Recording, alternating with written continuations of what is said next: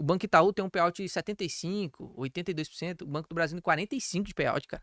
E assim, o preço teto, se você for comparar o Bazin lá, o Banco do Brasil tá com uma margem de segurança muito mais alta do que o Itaú, cara. Oportunidades. Qual que é a maior oportunidade que você vê hoje? A gente pode falar de umas, sei lá, de umas 3 ações? Pode ser? Oportunidade em ação. E eu acho que você falasse que eu gosto ainda, hein? Boa. Vamos ver. Ficará milionário. Tem um tema legal que eu sempre coloco do Bradesco. O Bradesco fará milionários, Ah, Banco do Brasil. e pior que faz mesmo, cara. Cara, as ações já estão descontadas pra caramba. E, inclusive, os fundos imobiliários é uma coisa inédita que aconteceu, né? Os fundos imobiliários se descontaram primeiro que as ações. Você viu isso? Eu vi, meu. Pô, e lá em novembro começou a despencar fundos imobiliários e as ações permaneceram. E aí depois, os fundos imobiliários em 12 de dezembro, mais ou menos agora, começou a valorizar de novo, subiu, recuperou 8% e as ações despencaram, né? Então a gente viu um movimento de volatilidade que a gente não tá muito acostumado. Fundo imobiliário cair mais do que a ação. Agora, se você pega o anual aí, o contexto anual do gráfico, você vai ver que as ações caíram mais que os fundos imobiliários, que é o que é para acontecer mesmo, porque as ações são mais voláteis. E aí, a gente olhando agora para setores acionários, né, a parte da ação que estão em oportunidade, eu sempre falo para a galera que me acompanha. Um momento de crise, a gente precisa ter um pouquinho mais de cuidado, a gente precisa ser um pouquinho mais técnico, a gente precisa ser um pouquinho mais pragmático. Porque qualquer bobeirinha que você der, você vai perder um pouco de dinheiro. Então, a gente precisa entender o que a gente está fazendo. Quando a gente está em crise, a gente não quer comprar a small cap que abriu tem 2 anos e que não tem fluxo de caixa, que está totalmente alavancada. Eu não quero comprar uma hold que está totalmente alavancada. Eu não quero comprar uma empresa que tem muita dívida e que essa dívida é em um espaço curto de tempo, com a taxa de juros alta, sem previsão de... Então a gente tem que ir pro arroz e feijão. Eu sempre falo assim, ó. Eu falo nas lives, né, que eu faço com a galera, com a turma de alunos. Cara, você que é investidor, você não precisa fazer o estrogonofe, colocar batata palha e chamar o pessoal pra comer na sua casa, não. É só você fazer o arroz com feijão. Se não tiver bife, você pode fazer o ovo frito. O básico, o básico. Você não precisa ficar montando uma carteira de 15 small caps, igual você vê nas casas de análise. Meu Deus do céu, a PIME. Você não precisa, você só precisa do arroz e feijão. Só o setor perene. Quais são as ações? Pare, essa pesquisa você consegue fazer em menos de 10 minutos, cara. Menos de 10 minutos no Google aí você consegue fazer essa pesquisa. Para e pesquisa ações brasileiras centenárias. Pô, uma empresa brasileira centenária, a bicha é osso duro de roer, meu amigo. Porque o que ela já passou foi coisa demais, Luan. Então, essas empresas centenárias, pelo menos resilientes elas são. Pode ser que elas não estejam dando o lucro que você quer, que você exige. Mas resilientes elas são. Então, eu costumo sempre... se a gente fizer esse estudo aqui, a gente vai ver que o que vai ficar de empresa resiliente, que é aquela que tem um colete, recebe tiro no peito, tira os tiros e continua com ROI alto, são empresas do setor perene e são algumas empresas de consumo bem definido. Então, por exemplo, ferro. A comunidade mundial não vai parar de consumir ferro. Não tem como Não também, tem como. Né? Como é que vai construir prédio? Como é que vai ter avanço industrial de construção? Como que vai construir as coisas? Infraestrutura? Não tem como. Então, ferro é algo de consumo cíclico, porque tem os seus preços variam, mas as empresas que exportam ferro, como por exemplo a Vale, é uma boa empresa, é centenária, praticamente ela é, né, uma empresa que não vai falir. Teoricamente, tá num bom momento de compra? Pô, Vale descontada pra caramba, a última vez que eu vi tava perto dos 51, não sei nem se baixou dos 50. Mas é uma boa empresa. Outras empresas de setores não de consumo cíclicos. Klabin, papelão não vai deixar de ser consumido também. Nunca. Tem os Kindles agora, né? Aí eu pensei assim, pô, será que eu consigo ler e-book? Cara, eu não consigo ler e-book, cara. Eu só consigo ler livro de papel mesmo, cara. E aí, imagina. Tem a nostalgia também. Nossa, é bom demais o livro de papel. E embalagem, papelão, não tem como não utilizar. Cada vez mais utiliza embalagem de papelão. E aí a gente vai para as minhas queridinhas, que são os setores perenes. Por exemplo, aqui tem gerador nesse prédio? Provavelmente sim. Provavelmente tem. Então, se cair a energia, a gente tem mais uns 30, 40 minutos, talvez 1 hora de tempo. Mas imagina, cai energia aí agora, você deixou de acompanhar o podcast aqui, você vai deixar de saber quais são as melhores empresas. Energia é extremamente necessário. Se acabar a energia, eu lembro que eu morei em Macapá na época, e na época deu aquele apagão.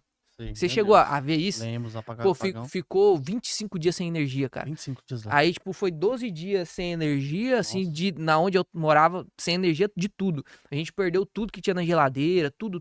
Eu tinha uma vacina que eu tinha que guardar na geladeira, que eu utilizo uma medicação mensal. Cara, eu tive que ir pro hospital, pedir pros caras guardar no hospital senão eu ia perder tudo, imagina. E aí depois começou a fazer racionamento de energia. Mas, cara, acabou com a cidade. Um apagão de 10 dias, assim, ó. Acabou com a cidade. Então, energia é extremamente essencial.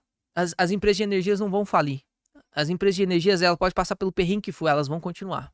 Ah, mas vai mudar, vai ser energia fotovoltaica. Ah, mas os caras podem colocar ali uma plaquinha solar, uma usina eólica. Cara, vai ter a empresa de energia que vai vender isso. Então, a empresa de energia é um setor perene que, na minha opinião, tem e é ROI pra caramba. Muito dinheiro roda nisso. A gente tem empresa de setor bancário, que são o filé mignon aqui do Brasil, né? Você compara empresa de energia brasileira com empresa de energia americana. Basicamente, elas disputam. Sim. Empresa de energia brasileira com empresa de energia europeia. Lá eles sofrem um pouquinho mais do que nós brasileiros, mas dá uma disputa. Agora você compara banco brasileiro com banco americano, os bancos americanos não tem como, eles não conseguem competir com o ROI dos bancos brasileiros. Você compara os bancos brasileiros com os bancos europeus, os bancos brasileiros não tem competição. Os caras são... Aqui é loucura, do tanto que o banco consegue fazer ROI. Então você vê Itaú com 20% de ROI, Banco do Brasil com 18% de ROI, o Bradesco que tá mal, né? Todo mundo falando que o Bradesco tá mal, né? 8% de ROI, que é o Top Bank of America, JP Morgan lá nos Estados Unidos. Então, é muito perene aqui no Brasil. Seguridade também é muito perene. Empresas de seguro, a gente tem poucas, inclusive, aqui no Brasil, mas empresas de seguro a gente tem muito... Por que essas são muito perenes? Porque elas sobrevivem em todo o termo. A taxa de juros está alta, o dinheiro que ela tem em caixa rende pra caramba. Você vai ter um resultado financeiro muito alto, então você vai ganhar muito dividendo. A taxa de juros está baixa, mais gente comprando as coisas, mais gente fazendo seguro. Aí a atividade operacional da empresa cresce, ela ganha mais dinheiro operacional. Então ela faz muito dinheiro também. Isso protege sua carteira. E aí, eu gravei um vídeo no YouTube que eu falei assim, cara, nesse momento de crise tem as empresas boas e todas as empresas estão caindo, as boas e as ruins. Você tem que tomar cuidado pra você não comprar as empresas ruins no momento, tem que comprar as empresas boas. E você tem que priorizar fluxo de caixa. Quer ver um exemplo? Olha só, no momento de crise, Brasil, aí a gente tá falando do Brasil. Se o Warren Buffett morasse no Brasil, a estratégia não seria a mesma. Se o Peter Lynch morasse no Brasil, a estratégia não seria a mesma. O próprio Howard Marks, ele é dono de um fundo, o Oaktree, né? Ele ele tem uma participação de um fundo imobiliário aqui no Brasil, é o BLMG, se eu não me engano. Então, ele investe de uma maneira diferente aqui no Brasil, não é a mesma coisa que ele investe lá nos Estados Unidos. Cada lugar tem sua estratégia diferente. Nós, brasileiros, nós precisamos nos adaptar ao tipo modelo de negócio aqui. Aqui a gente precisa de fluxo de caixa, a gente precisa de dividendo. Por que a gente precisa de dividendo? Eu vou te dar um exemplo com duas ações da Bolsa. Eu vou pegar o Banco do Brasil e a VEG. Os dois são boas empresas, não são? Concorda comigo? É. Talvez a VEG seja melhor ainda do que o Brasil, porque a VEG é como se fosse uma empresa americana na Bolsa brasileira. Boa demais. Banco do Brasil, estatal, tem seus problemas e tal, mas só recorde de lucro. 7 milhões, 7 bilhões, 8 bilhões, 9 bilhões, 9,5 bilhões. Tá só aumentando o lucro. Arrebentando. Então, duas empresas boas, concordam? Uma paga dividendo, outra não.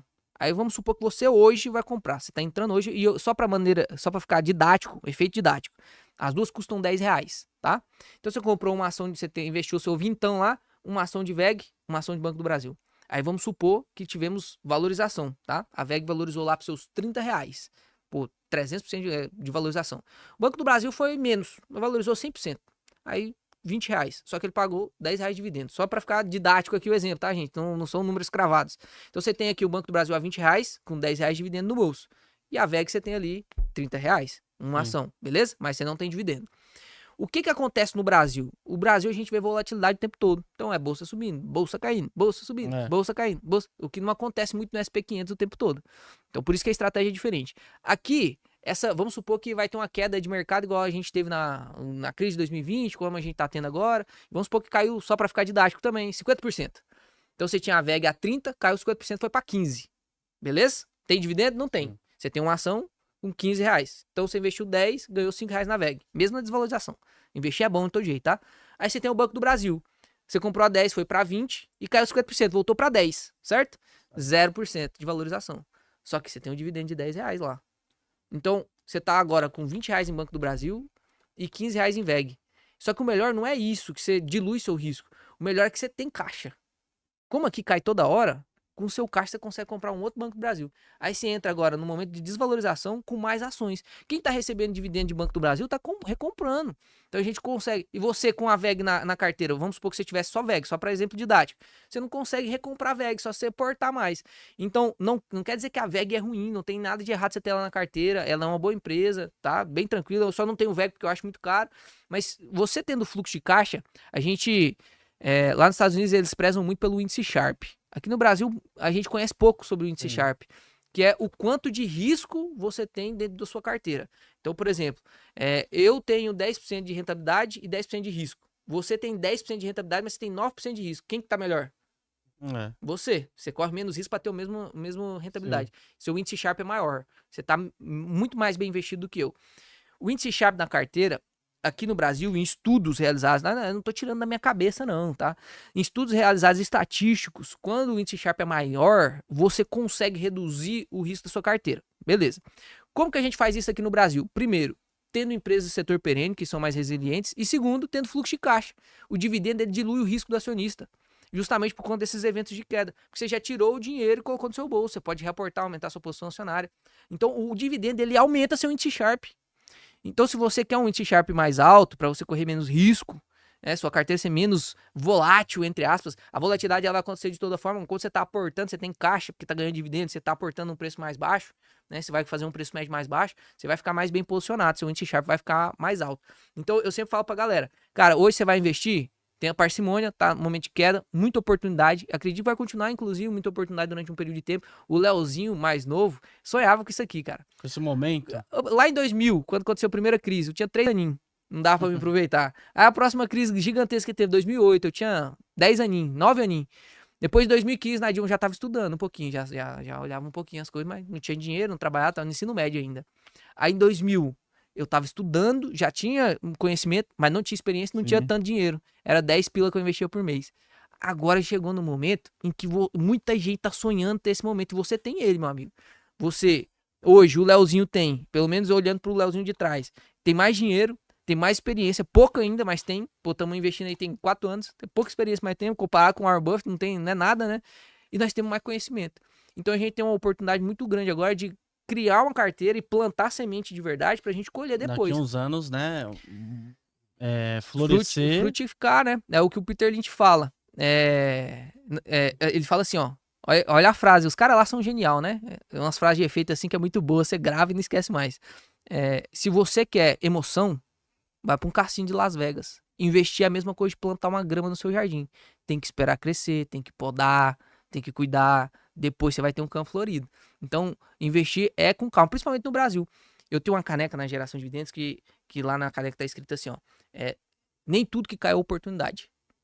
Por que nem tudo que cai é oportunidade? Pode ser, primeiro, porque a coisa é ruim, caiu porque era ruim, e segundo, porque a gente tá no mercado ineficiente. Aí, o que é o mercado ineficiente? Os preços ficam todos errados. Então você compra hoje o Banco do Brasil a 28, tá quanto aí? 24. Tá quase 23, né? Eu comprei a 23,50 mais ou menos. Você compra hoje o Banco do Brasil a 24,12 centavos. Cara, você comprou descontado. Barato. Você analisou e falou, pô, tá barato, eu vou comprar. Aí passa um ano, fica 24. Aí você fala assim, uai, eu comprei barato porque não valorizou. Aí passa mais um ano, 23. Então eu devo ter errado, não tava barato então. Não, tava barato, continua barato. O problema é que ainda não valorizou, porque o nosso mercado é muito ineficiente. Então, a maior qualidade, e quem me falou isso a primeira vez foi o Pedro, um sócio meu. Ele falou assim, pô, sua maior qualidade pode ser seu maior defeito. Você gosta muito de conversar. Eu tô conversando aqui tem muito tempo, né? Então, sua maior qualidade pode ser seu maior defeito. A maior qualidade da Bolsa Brasileira é o desconto. E pode ser seu maior defeito. O desconto da Bolsa Brasileira pode ser o maior defeito dela, porque demora muito a valorizar. Quem é esperto vai continuar comprando, uma hora valoriza. Né? Qual que é a perspectiva de melhora hoje da Bolsa? Troca de governo.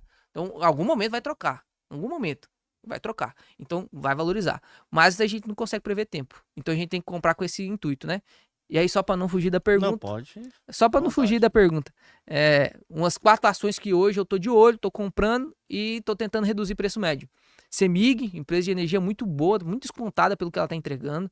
Ela tem esses discursos aí da federalização. Lembra que eu falei que o governo tá gastando pra caramba?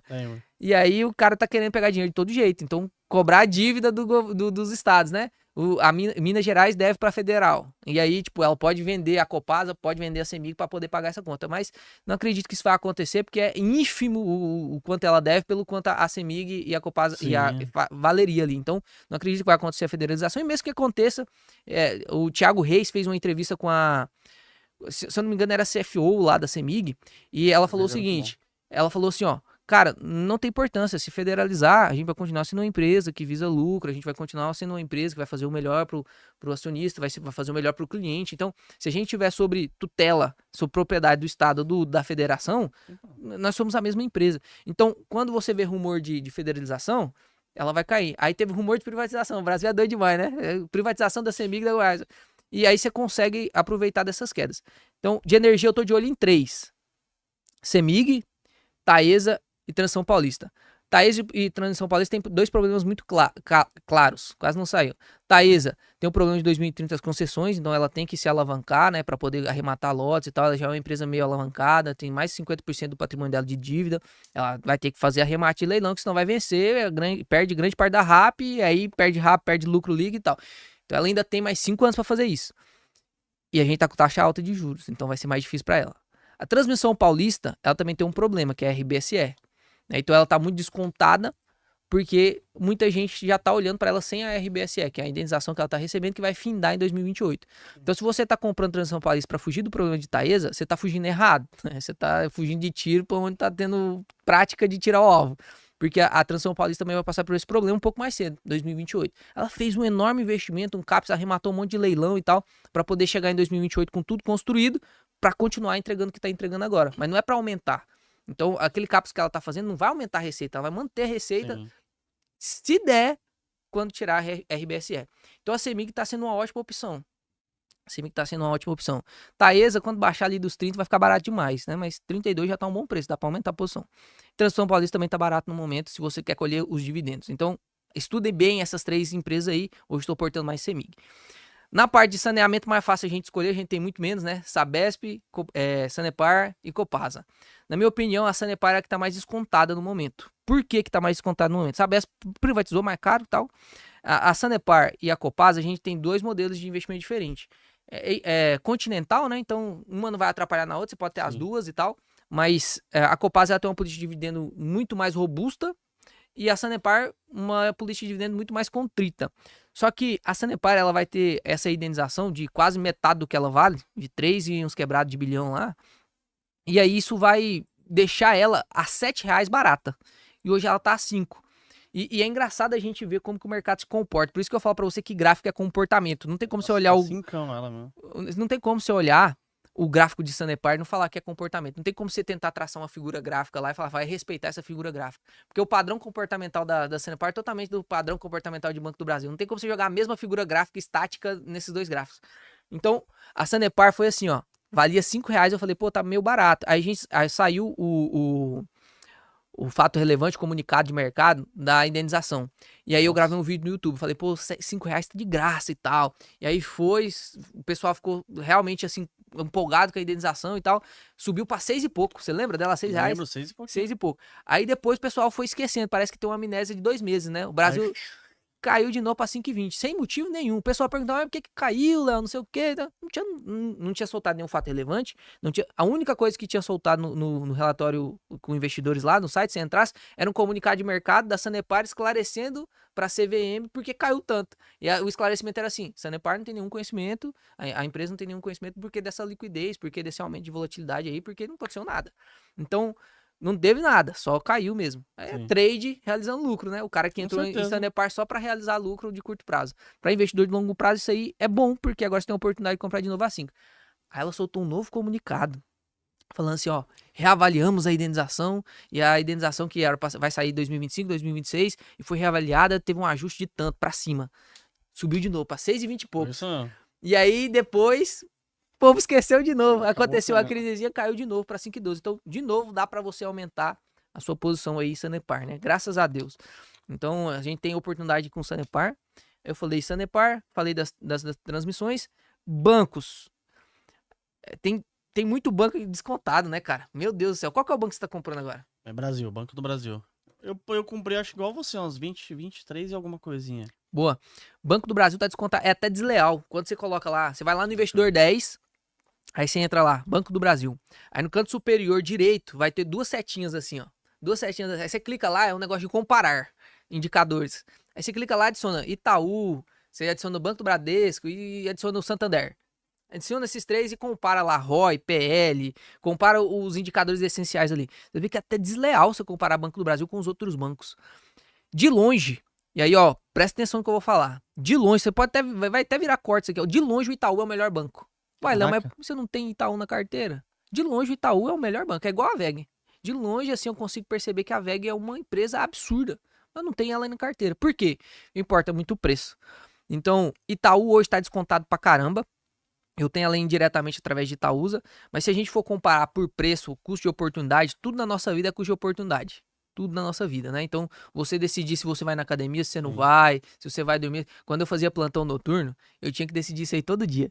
Aí eu chegava às 7 horas da manhã, a Priscila já tava pronto pra ir na academia. Já tava pronto. Aí eu tinha que escolher. Será que eu durmo? Tô cansado pra caramba. Será que é melhor eu dormir ou ir na academia?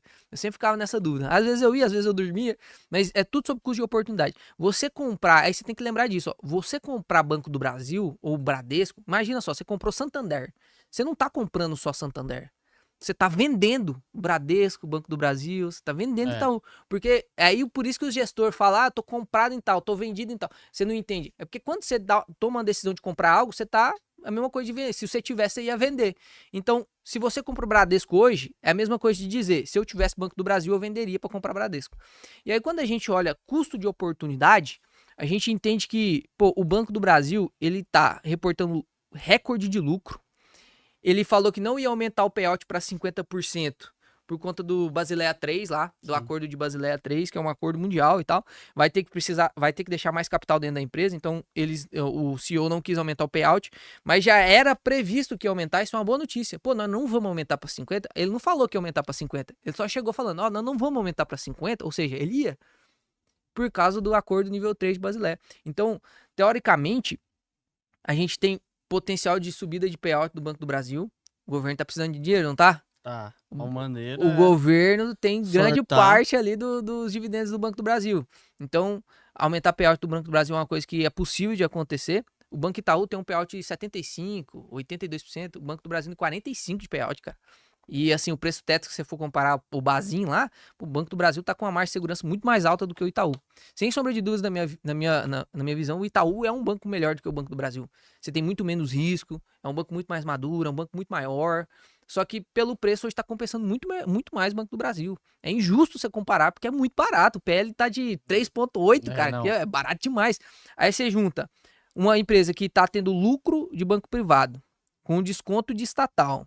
O Banco do Brasil, ele é uma estatal, mas ela não é tão frágil quanto uma Petrobras, por exemplo. É totalmente diferente o Banco do Brasil da Petrobras. Petrobras, pô, você pode indicar muita coisa, muita gente lá dentro, você pode dar uma canetada no valor da gasolina, acabou com a Petrobras. Você não pode dar canetada em taxa de juros do Banco do Brasil. Tem uma resiliência. Então o Banco do Brasil é uma estatal, mas é uma estatal mais segura do que a Petrobras, por exemplo. Então não precisa ter medo assim de, o Banco do Brasil é uma estatal, o governo vai meter a mão e tal. Não. O que ele pode fazer é aumentar o payout para receber mais dividendo. E aí você vai receber também. E no caso Santander e Bradesco, os dois estão bem descontados. O Bradesco está bem melhor do que o Santander em quesito de resultado e perspectiva de futuro. Eu fiz um vídeo no canal recente, onde eu separei o Banco do Bradesco em duas partes. A parte da seguradora e a parte da operação bancária. Porque hoje a seguradora do Bradesco, ela tá embutida no Bradesco. Sim, né? Então, ela que faz grande parte do resultado do Bradesco atualmente é da operação da seguradora. Eles são muito fortes nos seguros, muito forte, assim, forte igual o BBSE. O resultado lá, se eu não me engano, era 5,4 bilhões no trimestre. Nossa. Da seguradora só. E da BBSE tava 5,4 nos 9 meses de 2024, desculpa. E a BB Seguridade era 6,5. Então, muito pareado. E a BB Seguridade, ela já é uma empresa listada em bolsa e tal, tá? O Banco do Bradesco tá embutido ali. E aí, quando você faz a separação da seguradora com a operação bancária, e a gente compara só a operação bancária do Bradesco com a operação bancária dos outros bancos, você vê que o Bradesco, ele tá sofrendo pra caramba. Tá sofrendo pra caramba. E não tá tão descontado quanto deveria estar. Por quê? O pessoal já tá acreditando na recuperação do Bradesco. Então, parte da recuperação do Bradesco já tá precificada. Já era para estar mais barato se fosse só a parte da operação. Então, você olha aí, pô, o Bradesco caiu mais 29%. Aí você compara o Bradesco aí na queda anual do Bradesco e a queda anual do Banco do Brasil. Se a gente for comparar a alta de lucro dos dois e for... Eu vi um livro hoje também na livraria. Eu não posso ir em livraria, cara, senão eu saio de lá com 20 quilos, carregando 20 quilos de livro. Eu vi um livro na livraria que chama assim, ó, preço é definido pelo lucro. Então, se a gente for definir o preço do Banco do Bradesco pelo lucro que ele tem atualmente, porque você tem que fazer a sua escolha agora, ele realmente tá um pouquinho mais caro do que o Banco do Brasil. Assim, alguns centavos na cotação dele significa muito, porque ele custa 10 pila, né? Tem um preço de 10 pila. Então, hoje eu prefiro o Banco do Brasil, por perspectivas futuras, pelo que ele já paga hoje. Eu vou indexar o meu preço hoje. Então, eu não tô olhando. Pode ser que no futuro o Bradesco seja mais vantajoso, pode ser que Itaú no futuro seja mais vantajoso. Mas hoje, para mim, indexar o preço é igual o pré-fixado, é a mesma coisa de IPCA+. Hoje tá interessante no Tesouro Direto você comprar. Sim. Mas tava 3 meses atrás, há 1 ano atrás, não tava igual tá hoje. Então, hoje faz sentido você comprar. E Banco do Brasil, cara, é o feijão com arroz. Na verdade, é o arroz, né? Não é nem o feijão, que o feijão você tem que cozinhar, tem que demorar mais um pouco. O arroz lá em 20 minutos tá pronto. Rapidinho tá pronto. Tá pronto. É o Banco do Brasil, cara. Tem que ter na carteira. Não tem como você não ter um banco na carteira. Daqui, eu não sei se vai ter reeleição do Lula. Do governo Lula. Não sei se vai ter. Não sei se vai ter. Mas se tiver, a gente vai demorar no máximo 6 anos pra recuperar. Nossa, meu Deus do céu. Se não tiver, vai demorar só 2. Então, a previsão é, ou em 2027, ou lá em 2030, a gente vai estar recheado de canal no YouTube ensinando como ser gênio como ele. Porque ele comprou banco e o banco valorizou. Qualquer banco que você comprar hoje vai valorizar. Se você tentar acertar qualquer prédio desse aqui, qualquer um que você acertar vai valorizar. Então, não é sobre qual banco é o melhor. É que banco precisa estar na sua carteira. Qualquer um que você comprar vai valorizar. É lógico que nós, como bons investidores, a gente quer escolher o melhor. Porque se a média dos bancos subiu 20, o seu banco subiu 30, você é melhor. Você tem um alfa de 10%. Então, bancários, parte de banco na sua carteira, a parte bancária na sua carteira não pode faltar. E eu tô comprando pra caramba Banco do Brasil. Banco do Brasil eu comprei também. Eu comprei no início de janeiro, acho que foi lá pro dia 4. Acho que foi o dia 4 que eu comprei. Acho que foi mais ou menos quando você comprou. Comprei bem no início Tava do ano. 23 alguma coisinha. Aproveitamos, Quando cara. eu cheguei, aproveitamos aí, vai pagar muitos dividendos. Para analisar ações, BDRs, fundos imobiliários, acesse a plataforma do Investidor 10. Inclusive, para você gerenciar a sua carteira, saber quantos de dividendos você vai receber. Inclusive, eu deixei a carteira da minha filha, a Laurinha, ela tem 3 anos e já invisto para ela. Todos os ativos tá no link aqui embaixo.